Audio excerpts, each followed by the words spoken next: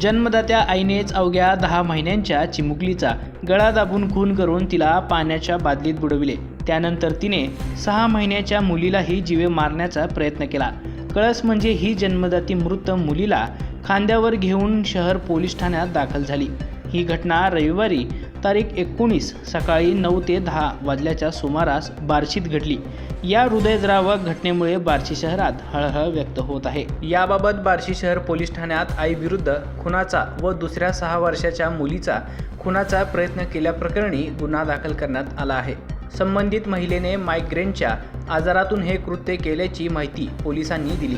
पोलिसांनी दिलेल्या माहितीनुसार शहरातील अलीपूर रोड येथील पूजा योगेश खुर्दामळे, मूळ राहणार शिराढोण, तालुका कंधार, जिल्हा नांदेड, सध्या राहणार शंभूराजे चौक, अलीपूर रोड, बार्शी, हिने सकाळी घरी असताना लहान मुलगी शक्ती योगेश खुर्दामळे हिचा गळा दाबून खून केला।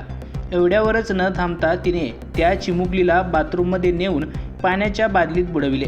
त्यानंतर तिने घरातील 6 वर्षाच्या तेजल हिचाही उशीने तोंड दाबून जीवे मारण्याचा प्रयत्न केला। त्यावेळी चिमुरडीने आई मला मारू नकोस, मला चांगले शिकायचे आहे अशी विनवणी केल्यानंतर तिच्या तोंडावरील उशी बाजूला काढल्याचे समोर आले आहे। त्यानंतर ती महिला 10 महिन्यांच्या मृत मुलीला खांद्यावर घेऊन शहर पोलीस ठाण्यात हजर झाली।